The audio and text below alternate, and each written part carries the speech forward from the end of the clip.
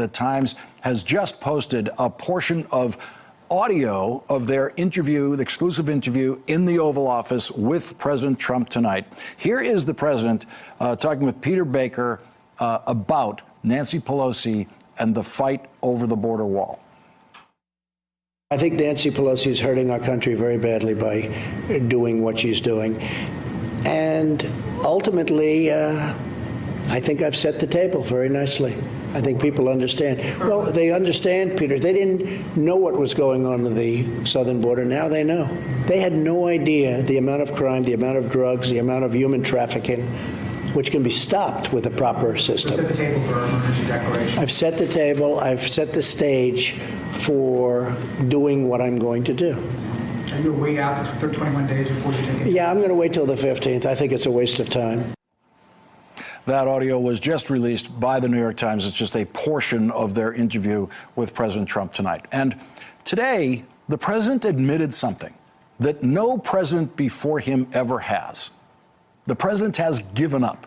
Presidents are never supposed to give up. They are always supposed to continue to try to govern to the best of their abilities and to push the country and the Congress in the direction they think we should go. But today, the president said he's given up on trying to make a deal with Congress about his border wall. He also said that in his New York Times interview tonight.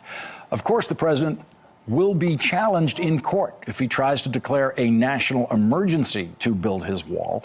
This morning, on Morning Joe, Congressman Adam Schiff said that he thinks he knows what Exhibit A will be in that court fight. The fact that none of the intel chiefs brought up a threat at the southern border as being one of the most pressing threats facing the country, that could be Exhibit A in a challenge to any kind of a declaration of a national emergency. The fact that none of our intelligence agencies think it's an emergency, the fact that Congress on both parties don't think this is an emergency, I think if anything is going to undermine that legal case that the president may try to make, that hearing yesterday could be a central exhibit. Joining our discussion now, Elizabeth Goitein, co-director of the Liberty and National Security Program at the Brennan Center for Justice.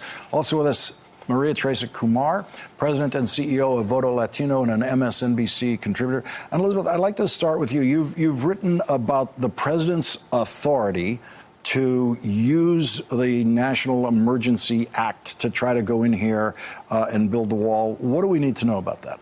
So the National Emergencies Act was passed in 1976. It gives the president incredibly broad discretion to declare a national emergency. There's no definition of national emergency in the statute. There's no criteria he has to meet.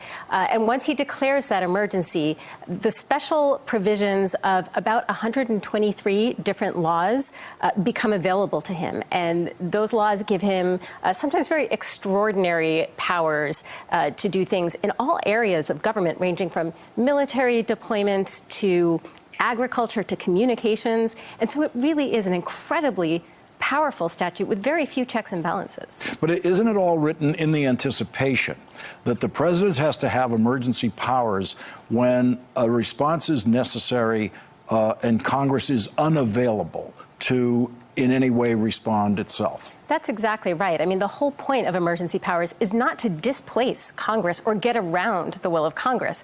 It's to give the president a little more flexibility in situations where a crisis is unfolding so quickly that Congress really has no time to act.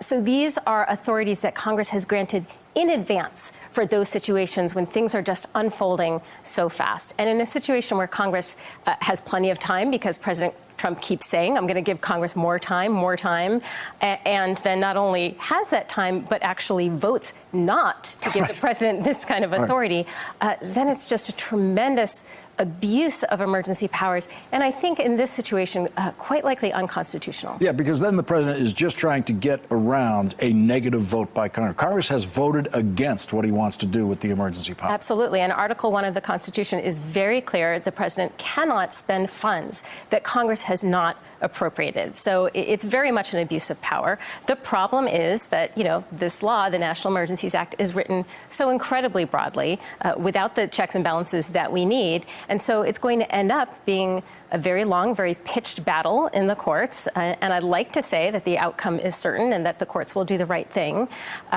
But I think, it's going to be up to this Supreme Court with 5 very conservative justices who have shown a tendency to really support strong executive power, at least as exercised by this president. Thanks for checking out our YouTube channel. Subscribe by clicking on the button below for more from The Last Word and the rest of MSNBC.